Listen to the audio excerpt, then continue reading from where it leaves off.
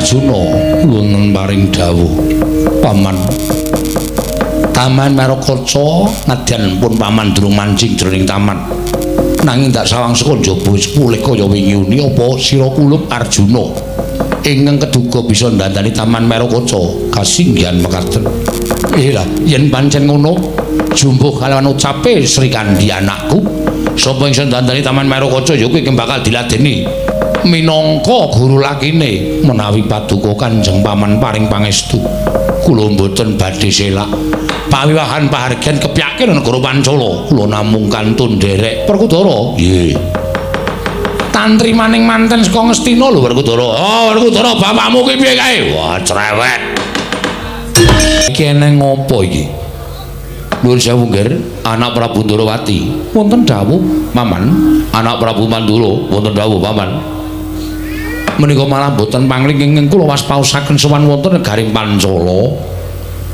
menika Begawan Durna ning kok sampun nyandang cara manten menika kersanipun kados pundi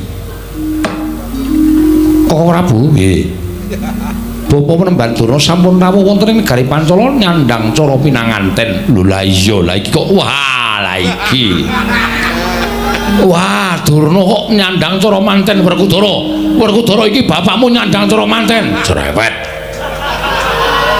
wah aku kepengin ora weruh kahanan iki lho sawangan iki lho wah edan wah lah kok wah jarian sak dengkul kok jerone training ana tulisane SDN Kretek Werkudara iki delok niki wah kok anggere pisan kas kowe ngecek diterok tekak saka mburi konjur kecem ditekak saka mburi se Kumbayana Durna padha kanthi Rarja sak praptamu Begawan Durna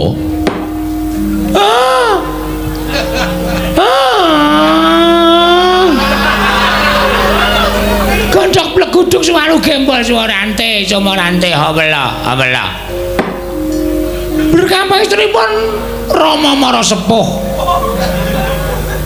wilujeng sowan kula kepareng kula ngaturaken sembah pangabekti kula kunjuk Rama Mara Sepuh kusik to kusik aku ki dulurmu tuwa kowe karo aku mbiyen ki padha-padha siswane Pendhita Ngulandara Sang Begawan Rama Bargawa kowe nek nyebut aku ki biasane Kakang Sucitra apa Kakang Drupada lah kok saiki kowe nyebut aku Rama Mara Sepuh kowe entuk sapa lan aku tau ngrabekke kowe karo anakku apa piye calon panjenengan menika jane badhe calon ngrabekaken kula kaliyan pun Wara Sri Kandi inggih ta Rama jumbuh kalian menapa sampun klaturaken wonten ing Nawala ingkang sampun kasrat bilih kula sowan dinten menika sampun kula tetepaken paduka Rama Mara Sepuh Rama Prabu Mantara anu Pancala kedah maringaken ingkang putra-putripun Wara Sri Kandi badhe kula dhaup badhe kula boyong wonten ing Sukalima mboten-mbotenipun ingkang putra-putri menika dawuh wonten ing Padasuri nanging badhe dawuh wonten ing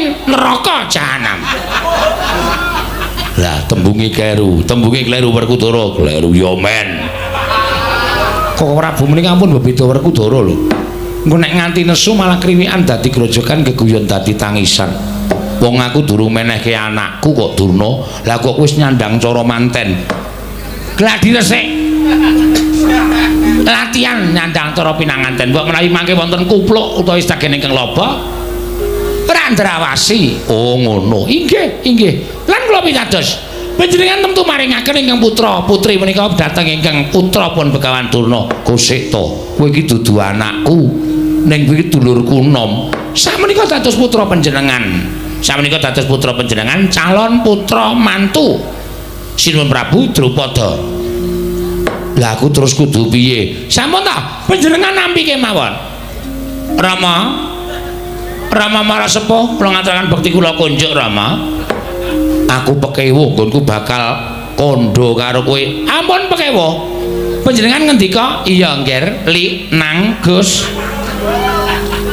cap bagus Begawan Durna tak tampa pangestune bapak tampan ana ya li ngeten lah ya apa ya tekan Dumugi. Pokoke tekaken penggalipun. Ya wis manut. Menawi panjenengan boten paring pangandikan kados mangkat tegesipun panjenengan boten maringaken ingkang putra-putripun para Srikandi Bati kula dharma wonten ing Sukalima. Iya. Ya wis nggih. Durna anakku cah bagus. Pangestune bapak tampan ana ya.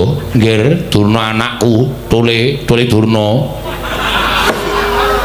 Sangat ndadosaken suka marwata sutara sing manahipun ingkang abdi utawi ingkang putra ing Begandurna Rama. Ya, prayogakna ya Durna. Sampun boten kirang prayoganggen kula ngabiyantara. Bapa Penemban Sarawuh Paduka Bapa Penemban Durna katuran karaharjan rawuh panjenengan Bapa. Lho. Menika kados Kakang Prabu Puntadewa. Bapa, kula nuwun sewu, kula menika ingkang putra. Rak rumiyin kula calon dados garwanipun Wara Srikandi ateges kula nyebut panjenengan menika Kakang Prabu Puntadewa. Kepareng kula ngaturaken sembah pangabekti kula konco Kakang Prabu. Aduh, kula kedah nyebat kados pundi Bapa Penemban? Panjenengan ngantun ngendika, "Iya, Dik Durna," ngaten. Iya Adi Durna. Pangestumu tak bektimu tak tampa, pangestuku tampanana. Ngaten ta? Aduh, Penemban kula badhe kuwalat. Mboten, kula ingkang nyuwun kok panjenengan ingkang kuwalat. Mboten. Iya wis manut wae. Iya, Dik. Durna, bektimu tak tampa, pangestuku tampanana ya, Dik, ya, Dik. Kula pun dinggo jimat paripentayan ing kasantosan. Kakang Prabu Puntadewa. Lah iki kok nek tekan Werkudara mesti apik iki engko iki. Iki nek tekan Werkudara mesti gayeng iki engko. Wah, Drupada bapakku aku njaluk pamit. Lho kok sik. Aja lunga kowe nang kene wae. Wah, aku isin ket mau karo Baladewa. Bapa Durna katuran karaharjan rawuhipun. Lho, menika Kakang Prabu Sri Bathara Kresna. Kula menika ingkang putra ing Darawati. Pun ta, ingkang wonten mriki menika kadang kula sepuh sedayanipun. Sapa sing ora gelem mangsuli apa sing dadi aturi Begawan Durna minangka bocah sing enom dhewe, tak anggap pancen ora setuju Durna dawuh karo Wara Srikandi. Ngaten iki mawon. Sampun nggih, mangke ndak malah kriwikan dadi grojogan geguyut dadi tangisan. Dipunut kemawon keparengipun Durna menika kados pundi? Kakang Prabu Bathara Kresna kula ngaturaken bekti kula konco. Oh iya. Durna adiku cah bagus. Pangestuku tampanana ya Begawan Durna. Oh, kula pun ninggal jimat paripentayan ing kasantosan. Adiku cah gagah. Adiku canjlone Durna. Wonten dawuh Kakang Prabu Baladewa. Slamet kamu. Tansah pinanganing kawidadan nire sami kala bekti kula konco. Ya, tak tampa. Pangestuku tampanana ya dia. Kula pun ninggal jimat paripe ya Kak ya. Prayoga nunggun mulunggu. Sampun boten kirang prayogi. Kakang Prabu Mandura. Werkudara. Apa? Ayo mbagekke. Ogah. Isin. Ayo to mbagekke, Gendang. Kowe nek ora mbagekke ora ngajeni karo wong tuwa. Iki gurumu, iki bapak gurumu, iki wong tuamu. Ora tok mbagekke. Wah, Durna bapakku. Aku ngaturake bektiku katur Durna bapakku. Kakang Mas Werkudara iki. Wah, udu. Aku Werkudara anakmu. Durna iki arep rabi karo Wara Srikandi. Mula Durna iki dadi adimu, saiki sudu bapakmu, diwangsuli. Wah, aku wedi nek kuwalat. Kakang Mas. Sampun astre kalian kuwalat, kula ingkang tanggel. Mergi kula ingkang nyuwun. Kakang Mas Werkudara. Kula ngaturaken bekti kula konco Kakang Mas. Wah, Kang Mas. Sampun kados ngaten ta? Wah, mbarep aku kudu piye? Aku dhewe bingung, Dimas. Werkudara. Drupada pamanku piye? Wangsulana sing apik. Manut karo karepe Durna mengko ndak malah kagol kogelan atine. Kang Mas Werkudara. Kula ngaturaken sembah pangabekti kula konjo, Kang Mas. Wah, Kang Mas. Sampun iki ringa-ringa, monggo ratri maringi menapa? Pangestu menapa-menapa badhe kula tampi. Wis to gawe wis rasa isin. Wah. Durna. Bapakku, Mah. Aku arep jawab karo Wara Sri Kandi. Aku dadi adimu. Aja nyebut aku bapak. Aku dadi adimu. Wah, aku ora tegel. Karo merem. Engko ora tegel. Karo merem tetep weruh ta? Weruh. Karo merem ya wis. Wah, Durna. Adikku.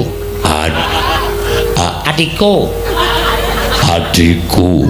Nah, ngoten nggak Mas, ngoten. Iya. Pangestuku Tampanono. Durna adikku. Kula pundi kok jimat paripe. Kemarang panjenengan ngaturaken pangestu dhateng kula, pangabekti kula kunjuk, Kakang Mas Werkudara. Wah, iya tak tampa. Wah, luweh. Ora tegel aku. Tenan ora apik to. Walah, Werkudara ora tegel Durnane ngucuk kaya wis ora pati becik muni bage-bageran. Pangestu karo pangabekti ming palamin dalan ting bececer ora karo-karo ana sing nampani. Kok Prabu iki kasinggihan. Durna, kula wonten maring adawu. Sak banjure karepmu. Lho, jumbuh kaliyan awula ingkang sampun aturaken. Kula namung badhe ngabun pinenjangan jejawas sonten. Kula nyuwun paduka Rama Marasepuh Rama Prabu. Drupada ing Pancala maringaken Wara Sri Kandi badhe kula baya wonten ing Sukalima. Gusti. Yen aku maringake monggo anakku Sri Kandi ora gelem, kuwi dadine ya ora apik. Mekaten. Semono uga. Yen aku nolak kekarepamu monggo Sri Kandi jebule cocok jawab karo kowe. Kuwi ya dadine ora apik. Mula apike sing bakal nglakoni bakal tak tempukake marang sira Begawan Durna. Ature Sri Kandi mengko piye?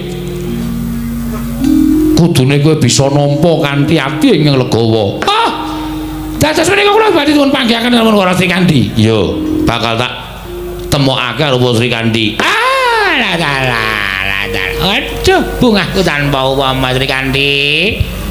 Pirang-pirang dina aku mung tansah iso nyawang gambarmu ana ing dompeting pun Kakang. Kasuwestianing warnamu ingkang tanpa timbang. Persasat jagat nganti berbeken marang komandange kasuwestianing warnamu. Lole. Wis Kandi, wis ora iso tak bayangke kowe pancen yo awak-awakmu ya apik tenan. Dasare kuwi ya lencir kuning. Tur dasare suaramu ya wah cantas. Tunggunen sawetara Sri Kandi bakal tak timbali. Kula semanggaken Rama Marasepuh terus semeno wonten dawuh timbalan. Aja dikangelan. Mbakyumu timbal ana mrene eneng dayoh sing butuh wangsulane mbakyumu. Kula ngestaken dawuh Parmadal Pasilan sing ati-ati aja kaya bocah cilik terus semeno.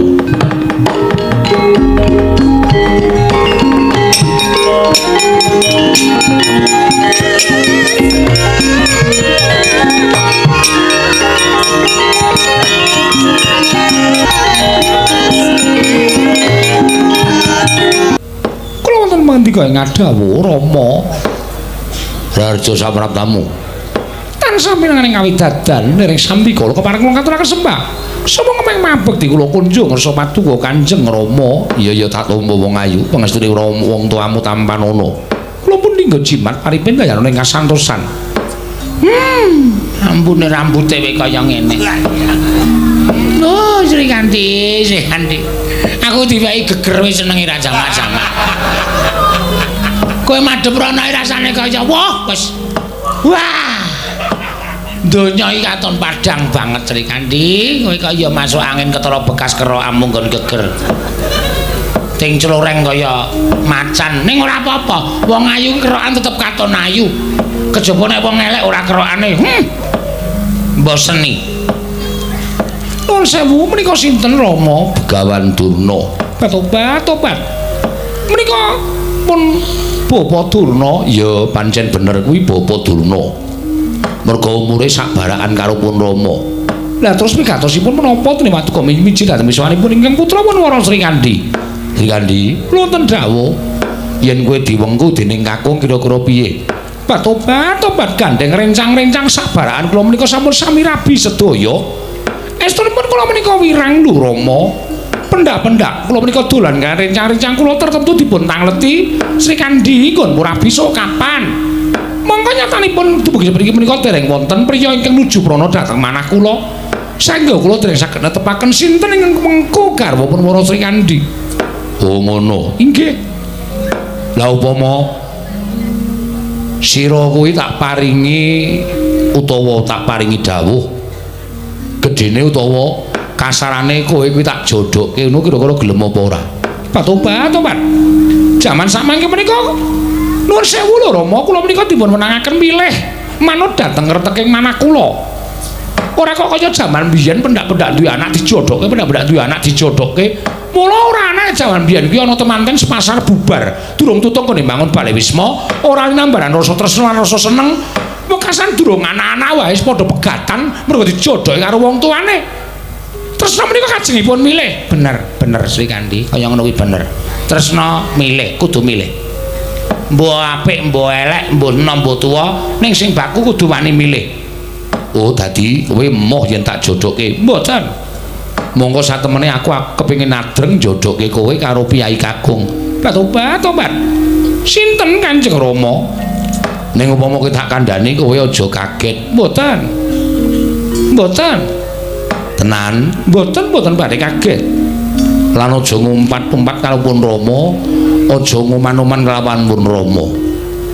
Anggepen yen to aku iki paring dawuh, dene kowe engko sarujuk ya syukur, ora ya ora apa-apa. Mekaten Kanjeng Rama, ya. Sinten Rama?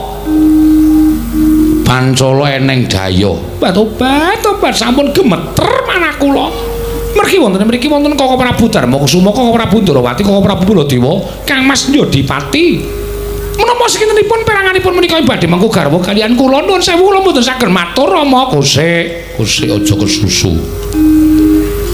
Putra-putraku iki ora duwe niat nglamar karo kowe.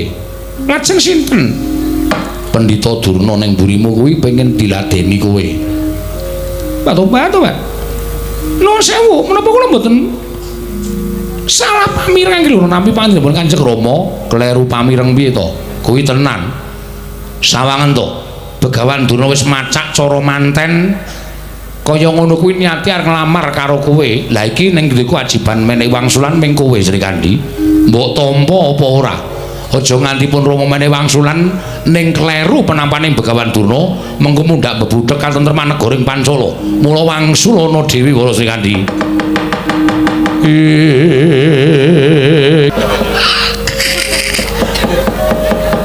Apa kowe arep matur apa kowe? Nuwun sewu menapa panjenengan leres menika sowan wonten negari Mancala menika badhe nglamar kula. Oh manjen iya para Sri Kandi. Malah kowe Saturnawala karo wong tuamu, aku bakal nglamar karo kowe tak ajak urip bebarengan. Kowe tak ajak urip bebarengan ana ning Sukalima. Kowe meneh ana umur dawa karo Begawan Durna ya para Sri Kandi. Tobat panjenengan mapun panjenengan iki pendhita kok ora ngilo karo gitoke. Menawi dipun tonton babagan yuswa rak sepuh panjenengan trimanipun para Sri Kandi. Monggo kula menika pantes minangka dados putra panjenengan. Lah kok malah panjenengan menika badhe nglampar dhateng pun para Sri Kandi. Tobat. Mboten badhe kelampah penemban, mboten badhe kelampah. Nanging semanten panjenengan sampun ngantos kagol kogelan penggalipun. Kula nuwun sewu kula menika nggadahi patembaya. Duweni patembaya apa para Sri Kandi? Nalika sedanipun tapi pejahipun Sang Prabu Jungkung Mardiya. Nalika kula tolak katresanipun piyambakipun ngamuk punggung tumunten Taman Mairakaca dipun risak dening Prabu Jungkung Mardiya. Samangke sinten kemawon ingkang saged dandosi Taman Mairakaca kados wingi uni malah boten wonten godhong taman ingkang gogrok setunggal. Mewah oyotipun ingkang ngalum kedawetah kados wingi uni. Menika ing badhe kula ladosi menemban. Gandhak blekuthuk suara.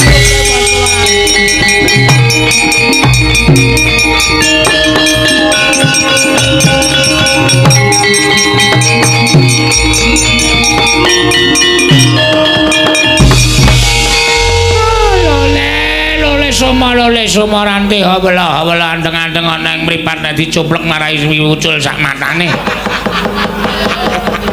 Habala. Dadi kaya ngono penjalukmu Sri Kandi. Tobat inggih penemban. Sinten kemawon sing dadosi Taman Marakaca? Pulih kados wingi uni menika ing badhe kula ladosi wonten ing Madyapada Prapteng Delan. Nanging menawi paduka penemban boten saged dadosi Taman Marakaca kados wingi uni tobat. Bebasanipun panjenengan menika nuwun sewu mboten saged anyenggol dhateng pun raganipun para Srikandhi. Ya, aku njaluk pamit. Aku bakal mangsa tapa. Sawise mangsa tapa entuk kekuatan aku bakal dandani Taman Marakaca para Srikandhi.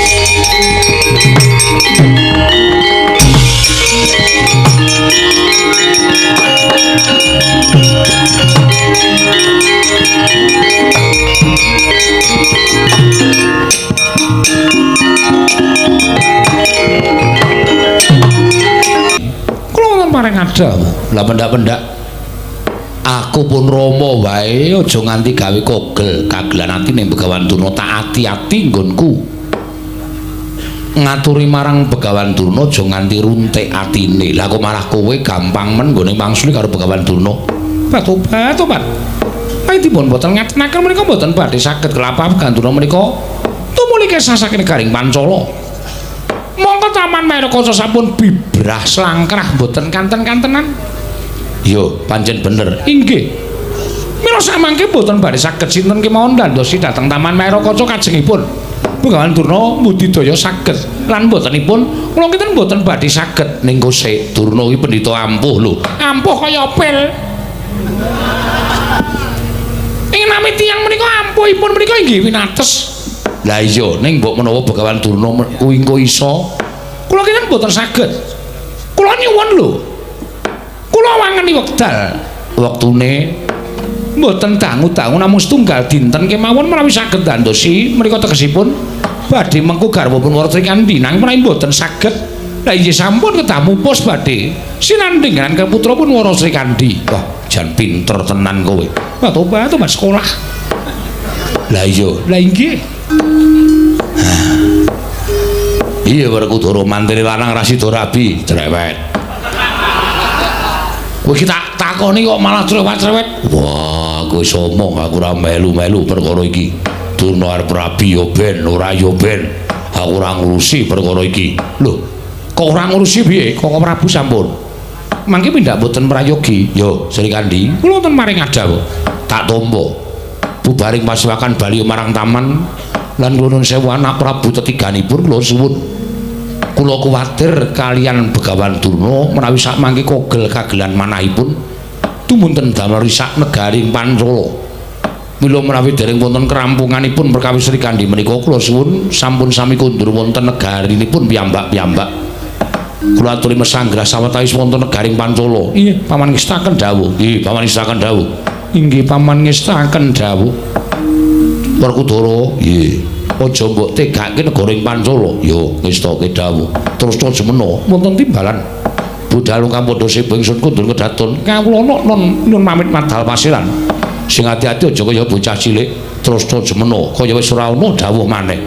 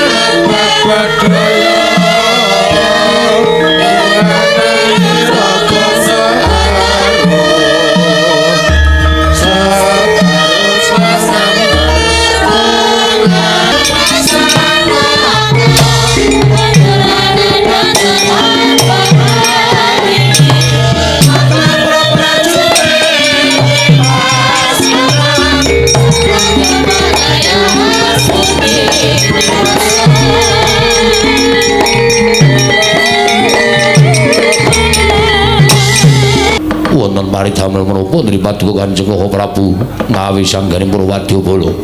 Sinuwun.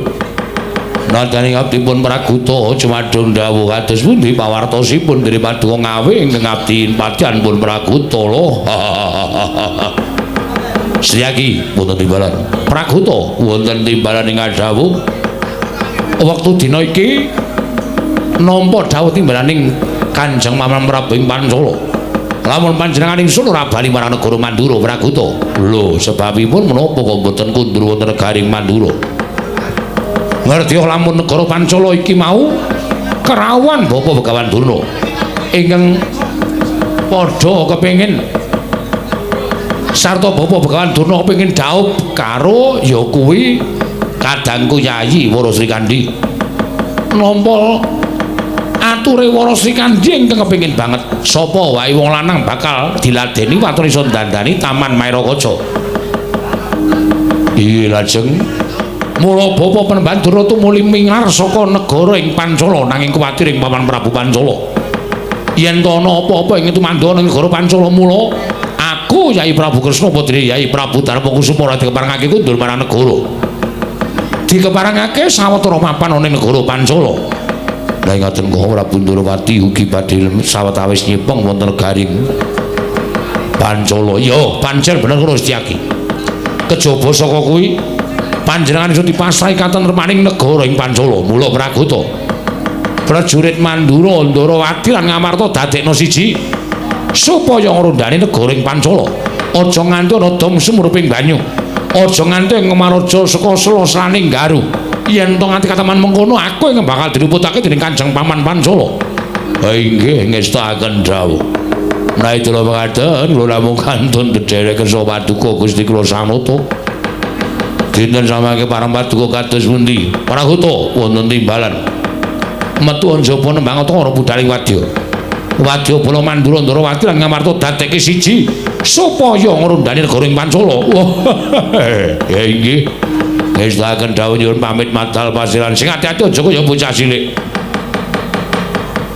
Angsa nembah kang piniji Sangapatya Sikra medal kondang wadya bala mangkuk Kurmahap kang para wadya anambe dawuhira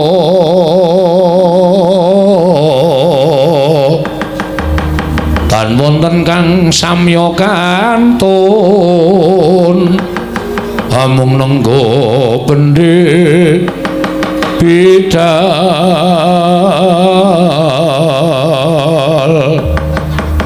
wosnya rampung Sang Praguta genya dawuh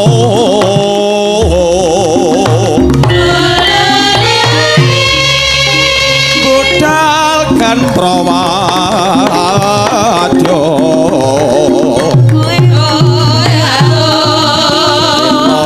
lawan titi Awikat itu priksa sarta kabidalaken wanci-wanci bodhol mboten badhe nguji wani lho. Yen to kabeh padha miranti tumuli nembang wis dandan pindho mulo kok entul bodhol nuli ngestaken dawuh pamit matal pasiran sing ati-ati aja kaya bocah cilik. Enjing bidal gumura saking jroning praja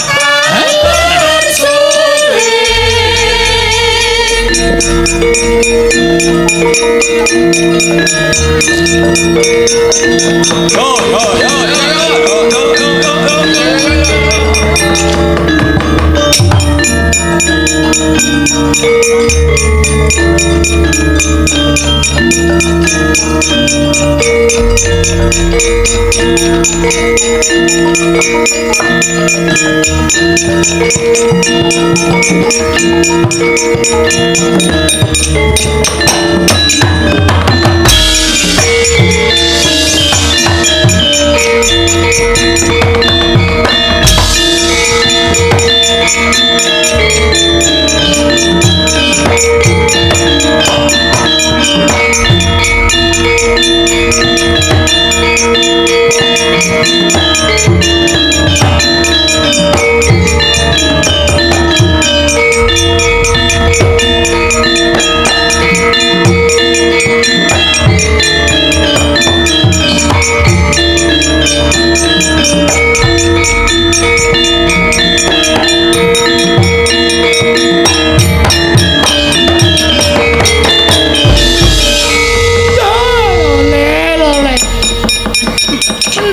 Kembal manyor-manyor duneng dungkul wana dadi alas-alas dadi wana.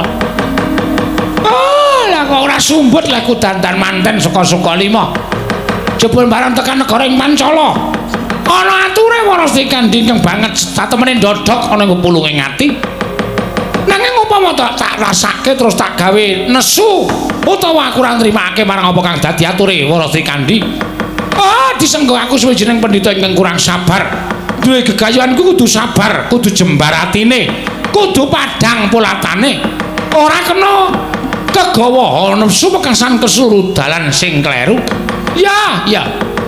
Warasi Kandi kowe matur karo aku. Yen to kowe butuh supaya ana bawangan kang bisa gawe srana dandani Taman Mairakaca. Ingkang wis bubrah sangkrah ora karo-karuan. Ya, Begawan Durna rumangsa dipecut rasaku. Nggonku supaya iso mbudidaya gawe supaya Taman Mairakaca pulih kaya wingi. Tak mlebu ngalas aku tak tau apa, ora ketang kudu entuk pariparmaning dewa. Lan kudu entuk cara nggonku tandani Taman Mairakaca dina samangka iki.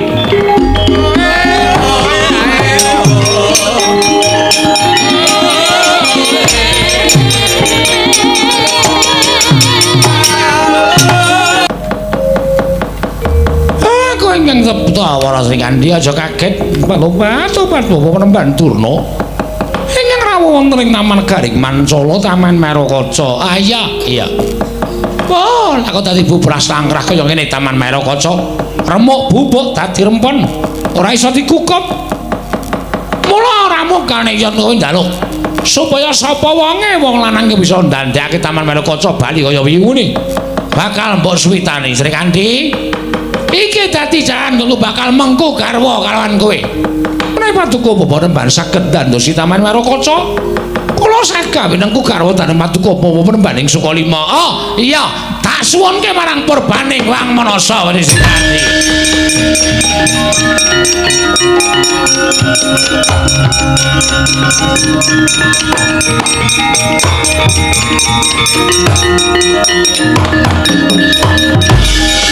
Ing cipta arsa mangsah semedi Sang Begawan Durna nalika semanten meminta dhateng pangawasaning Dat Kamurweng Dat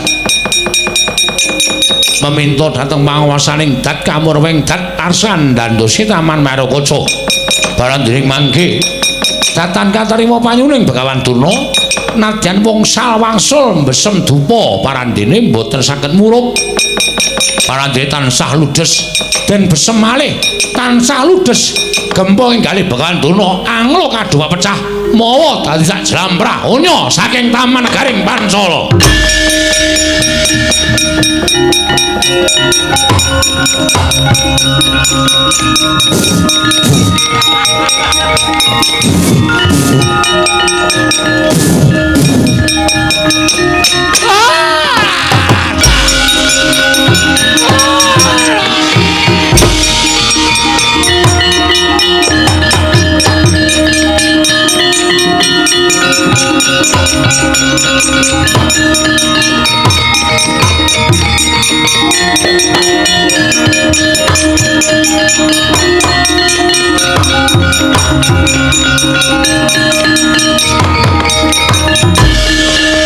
Piye Sri Kandi? Durna iki mau piye? Batu-batuan. Besam-besem menyanangi mboten saged murup. Mendak-mendakipun besem menyanipun mboten purun-purun menawi mboten raipun ingkang telas. inggih mboten saged mula tumuli dipun tendhiang sacaipun gempung. Yen ngono Durna ora kelakon. Mestinipun mekaten Kanjeng Rama wiladal. Syukur yen to pancen kaya mengkono. Nanging aku isih ana rasa kuwatir tantri maning Begawan Durna. Paman Prabu sampun ajre kuwatos mangke kula ingkang badhe nambak. Nggih kula suwun gandeng sak mangke wancinipun sampun meh surup. Monggo manjing wonten ing patenggan mantuku paman.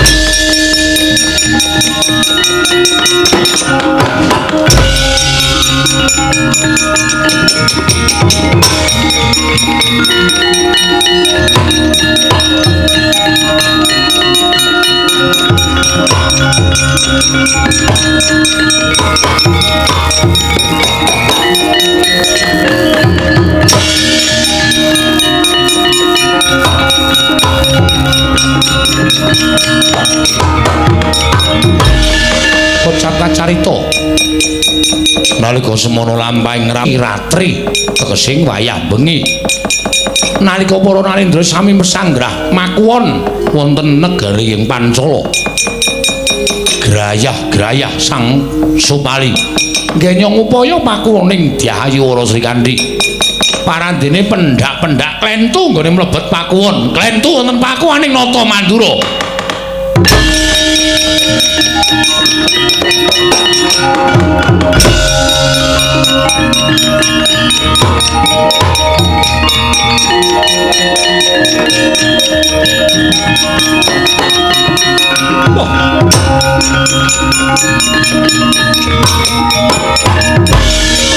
Ladal tekan negara Pancala lah kok wancine bengi kaya ngene. Monggo aku durung ngapal kanan negara ing Pancala. Lho. Lah kok kae gebyar-gebyar akeh. Dilah ingkang mubyar-mubyar. Monggo sandinge akeh pakuwon-pakuwon ingkang digawe saka babut ingkang sarwa alus. Apa kae pakuwoning para Narendra? Apa kae pakuwoning Nayaka? Apa kae pakuwoning putra-putra Pancala? Ya, tak golekane mbok menawa Wara Srikandhi mapan ning pakuwon salah siji kae.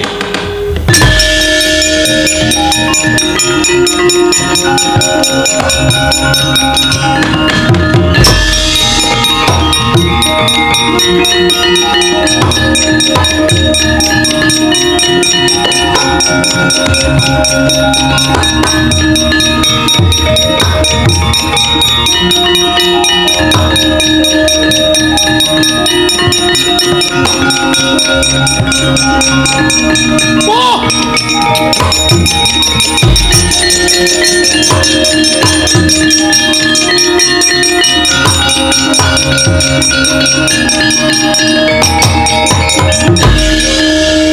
Jagat Dewa Bathara jagat Pangestungkara. Lah daleme bae kleru aku. Sing tak nggo rambatan kok wong mongko lho. Lah iki kok elok temen.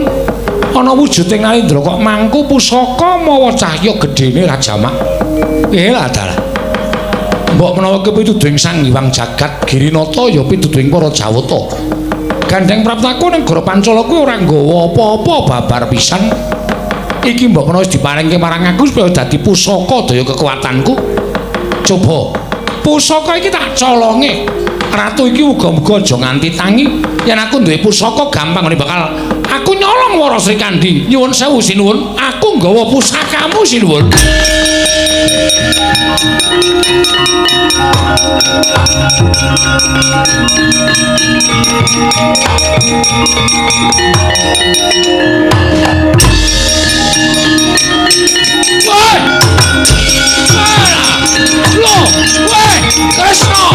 Kresna, Kyai Prabu Darawati, Kyai Prabu Kresna. Wonten dawuh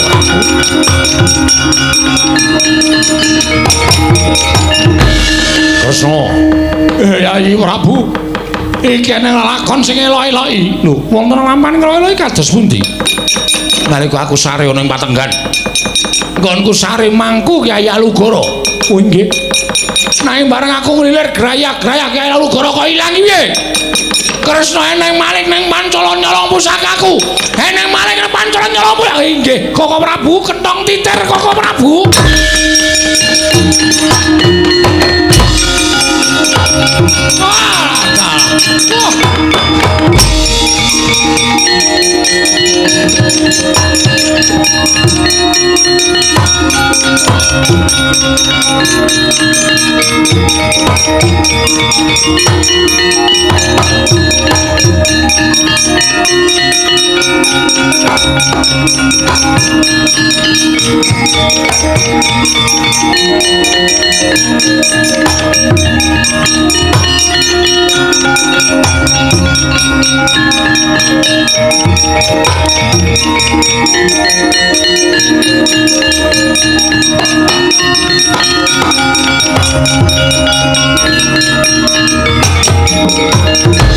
Yata laruta saking godha sang kura kula yen amotosa sang Sri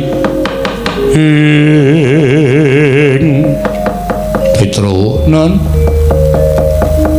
kowe metu dhisik walah lah kula niku kon ngetutke bareng tekan taman ditutke lah kula ya ora nggraita nek jujukane taman Pancala niku sajake kangen karo Ndara Sri Kandi Yatra.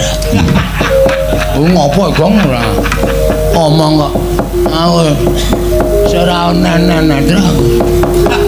Wis boten rasane. Ah iya. Ora ana-ana gitu.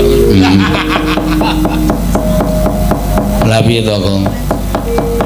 Pokoke ndeleke Ndara Janaka sarwa abot pokoke. Nek siji ora sowan pendhita, loro sowan putrawa ning gone putri. Wis mesti kuwi ngono.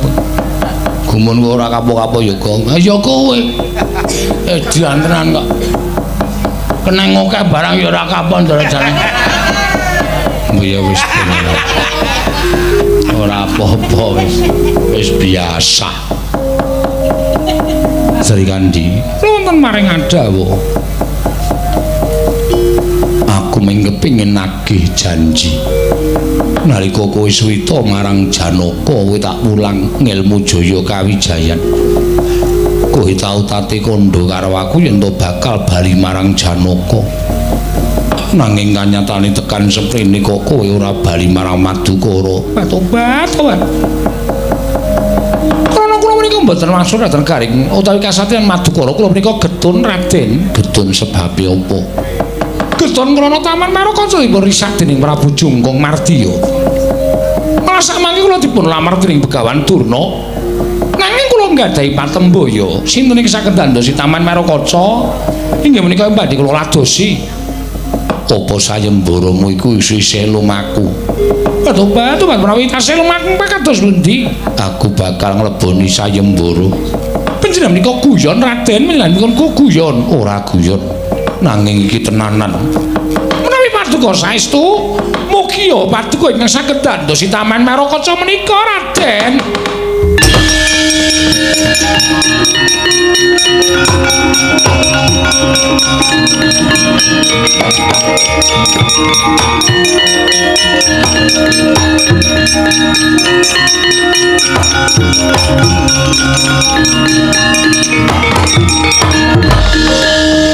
Sigra sedakep Sang Arjuna nalika semanten amatek watu nenggih sela mapuru ing mapan wonten ing kancing gelunge Sang Arjuna wekasan gendhaga uncat saking kancing gelunge Sang Arjuna manjing telengking taman dadakalaning jagat gawaning para dewa taman Marakaca bali kaya wingi uni utuh datan wonten godhongipun ingkang gogrok wonten ing Bantala kagiat saking Sang Dewa Sri Kandi wau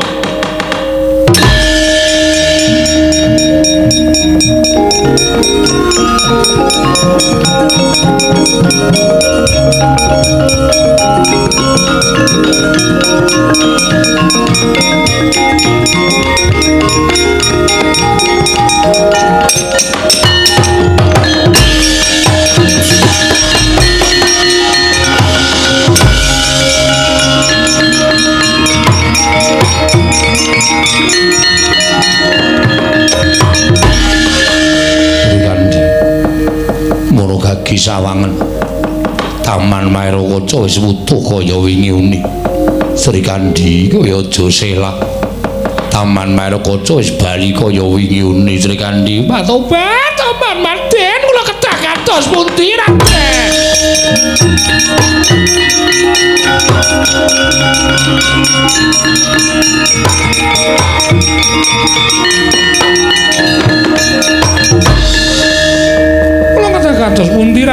Tobat.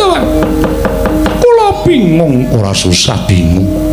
Waton to antepi sayembaramu.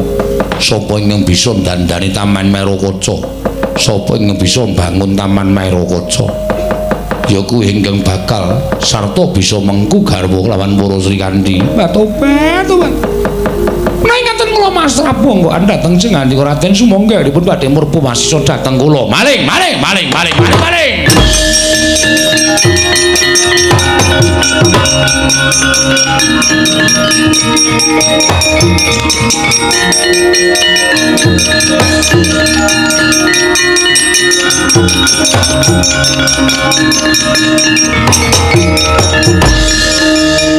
Iki ana pawongan mlebu jroning taman. Inggih kula Raden mlebet wonten ing taman. Kowe sapa?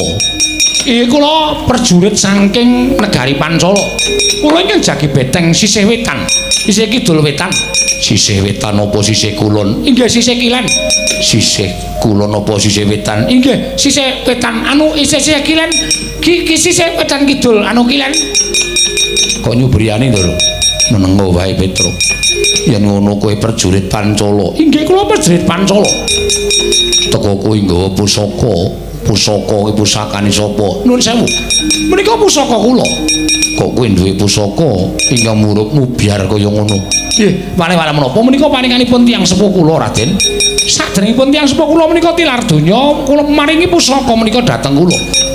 Kula nyuwun pamunten menika badhe kula ginakaken mejahi maling ingkang gegeraken negari Pancala.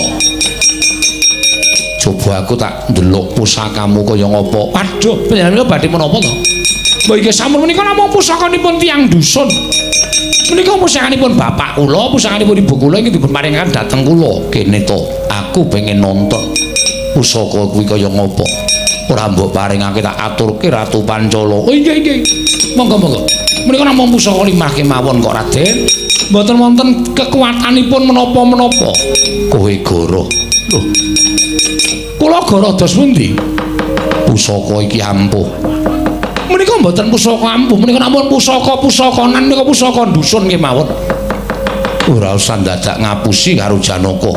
Liripun kados pundi paduka paring dawuh mekaten.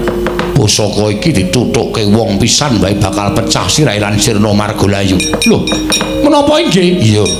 Menawi paduka Raden saged ngendika kaya mekaten, buktinipun menapa? Buktine iki. Aduh!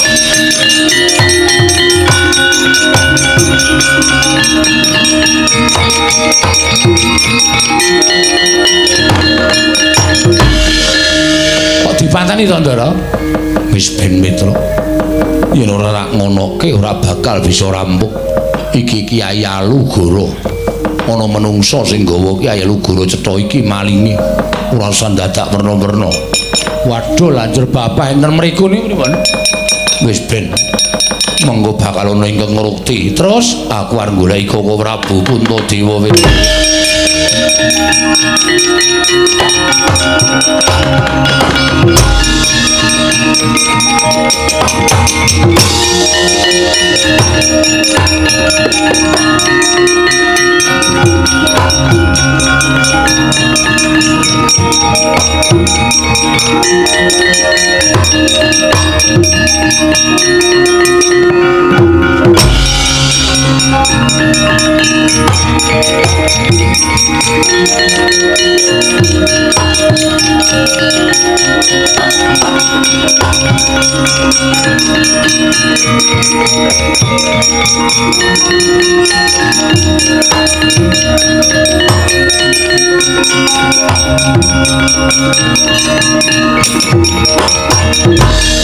Andyabala Pandhawa mbiya gumulung mangung siring sata Kurawa Gambaung Gesruga titik ing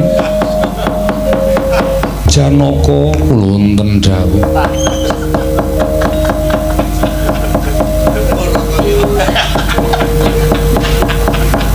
Kena ngapa sira ngaturake Kyai Lugara wonten ing ngarsanipun Kakang Janaka? Koko Prabu, kula ingkang manggihaken Pandung, kula ingkang manggihaken Durjana, ingkang dusta pustaka Jamus Miang Jimat kelima Sada utawi Kyai Alugara. Tumunten maling menika kala wau kula mejahi lan kula caosaken paduka Kanjeng Koko Prabu Ngamarta sumangganipun badhe murba masisa Arjuna wonten paring adhawuh. Aja mbok anggap aku gampang percaya. Bisa uga kowe setemene ingkang nyolong Alugara nanging kowe mateni wong kang tanpa dosa. Tumuli pusaka mbok caosake marang pun Kakang supaya kowe mrucut saka paukuman lan saka pandakwa. Wong sing tanpa dosa mau mbok akokake maling kuwi bisa uga kelakon. Angka loro maling mau tok pateni mergo dheweke ngerti nggonmu nyolong Kyai Alugara. Tumuli mbok sirnakake aja nganti maling mau dadi seksi lan kandha marang sapa-sapa. Ingkang sejatine ing nyolong Kyai Alugara mau sira Janaka. Dimas ana kanan kaya ngene iki aja banget-banget nggonmu golek pendhok supaya ketok. Tanpa dingerteni dening sapa wae, sira kulup Janaka tumuli gawe pepadhang. Nanging akeh kang duwe rasa cubriya marang Janaka. Mula kawula ingkang padha ngerti nayoke ingkang padha prisa. Nggonmu bisa ngrebut Kyai Nenggala mau resi ana jenengmu. Aja nganti padha dirasani kanthi karti sampika kaya ingkang ndak kandhakake mau Arjuna. Sranane kowe kudu wani mati kaya maling sing mbok pateni Janaka. Kula trinandhaken Kyai Nenggala dhateng jasad kula Koko Prabu.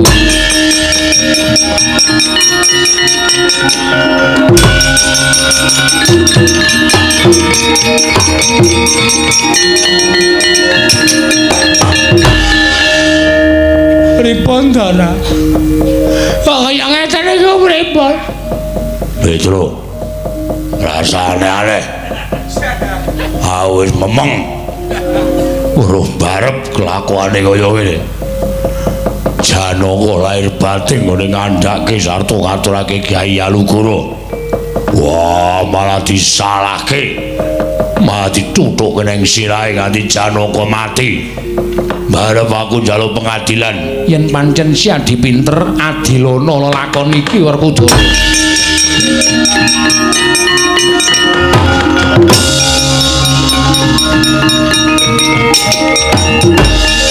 Iso mboten, Den? Wah. Aku kudu piye? Sampeyan ora iso. Mula iso. Carane niki jane ra alis itu ora saka karepe Gusti to sing ngedani Kang Raka. Napa terus sebab Kang Raka wani ngedani Kang Atrayi? Merga teng mriki enten sing tukang nguripke wong. Sapa? Mairot. Wah. Anu sapa? Sinuwun Kresna lali aku ya. Sinuwun Ndarawati. Wah. Ning apa ya gelem nguripke Ndara Janaka. Lah niki digawe cara, carane piye? Kula tak kenthong titir sing banter. Mumpung Alugara teng mriki iso dadi pawadan sing mateni Ndara Janaka Prabu Baladewa. Nek Baladewa nesu rangket. Nek Baladewa pun dirangket, mesti njaluk duculi. Sing njalukke pangapura Prabu Baladewa Prabu Kresna. Prabu Kresna di paringi dawuh. Ngene piye? Baladewa tak uculi ning adikku durip kuwi. Mengki ra urip. Wah, edan cah pinter kowe terus. Wis cah pinter kowe. Apa?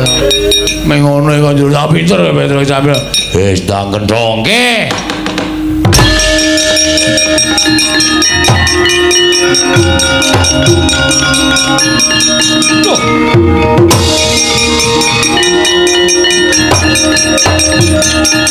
Wah, dalah Kyai Alugara.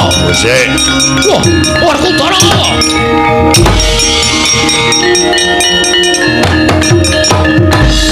Werkudara, kuwi pusakaku ing ilang.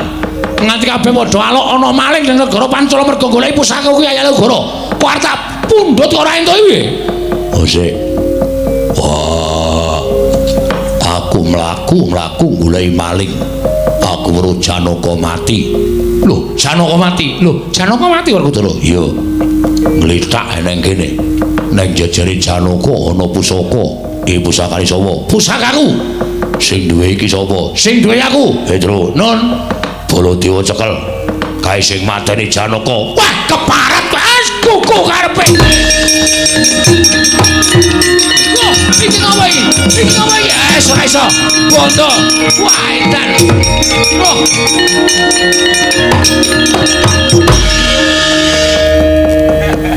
Petro ora edan iki ngono to? Cetha Petro yen ana pusaka ning jejere wong mati. Tegese sing didakwa kudu sing duwe pusaka. Jelas sing duwe pusaka sing mateni Ndara Janaka. Wah, edan kok kaya ngono pambegane. Petro ora edan aku ora ngapa-ngapa, ora ngapa-ngapa. Iki nek sapa? Tek aku. Neng kono iki Ndara Janaka seda kena apa? Aku ora ngerti. Ah, sampean genah sing ngedani sampean. Sampean mateni Ndara Janaka terus teng Alugoro ditinggal terus bengok-bengok. Alugoro ilang, maling. Ah, ngilangi lacak. Kaya ngono kelakuane Ratu Mandura. Edan Kresna, kok ora Bu? Piye? Napa ngaten lho? Lho, kowe ora dhewe to? Kowe ora ora kaya ngono kahanane. Mergo Ndara jane iki karepmu piye to? Aku tak takon karepmu piye? Baladewa kudu diadepke Pradata Adil. Lho, kok Prabu ora salah? Salah. Iki buktine. Baladewa ucul ning kowe kudu nambani nguripke Janaka. Lah, rak tenan. Lah ming ngono iki kok dadak kok ora budi bondo barang iki apa to? Ayo duripke. Oh, Mairot dasmu iki. Sinuwun Kresna. Sinuwun Kresna kok Mairot dengkul maca to.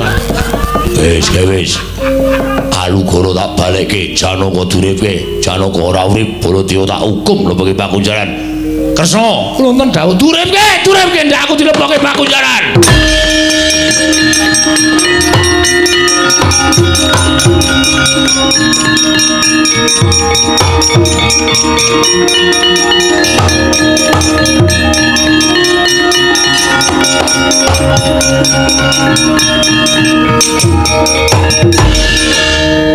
Petro, nun. Iki diculi. Apa ora digawa-gawa kok diculi dhewe. Niku men kula tali kanu kok tali sepatu. Set ngono ilang. Diapur ora tau duwe sepatu iso nali sepatu. Weh ngece. Ngono. Setan. Pusakaku padahal aku ora ngopo-ngopo. Malah diluputke dibondo barang. Janaka, wonten dawuh. Lah saiki wong Janaka urip saiki takoni, aku mateni Janaka apa ora? Arjuna wonten paring dawuh. Apa Prabu mateni kowe apa? Mentala karo kowe? Mboten. Lah sing marai kowe tekaning pati sapa? Koko Prabu Puntadewa. Kula dipun tuthuk sirah kula mawi Kyai Alugoro. Lah terus Alugoro wonten tastanipun ing Rai Krana ngrebat saking Duratmaka. Kuwi krungu ora kuwi? Krungu ora kuwi? Krungu ora kuwi? Krungu. Lah kok aku ngarani aku materi Janaka? Wah, sing duwe ide iki. Mulih. Edian Petro iki mesti ora pisan ora pindang rene aku mesti ganggu uripe Baladewa. Lah terus sing iso ndandani Taman Mairakaca napa? Kula kok Prabu. Lah dalah Janaka to iki.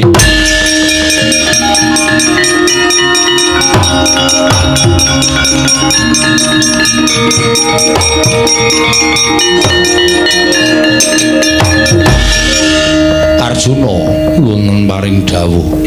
Paman Taman Mairakaca nadyan pun paman durung mancing jroning taman.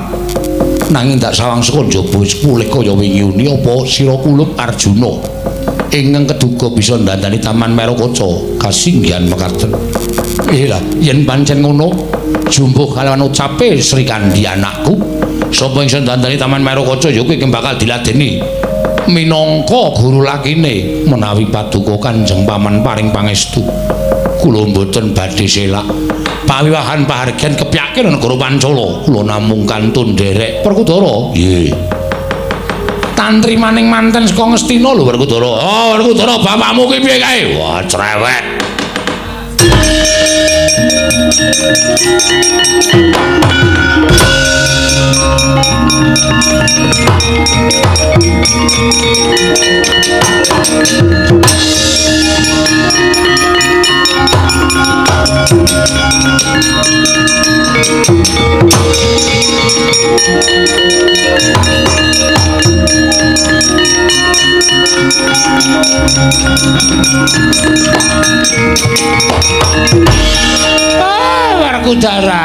Werkudara.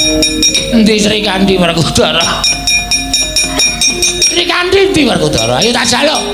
Sri Kandi tak jaluk. Wah, kundur menyang Sukon.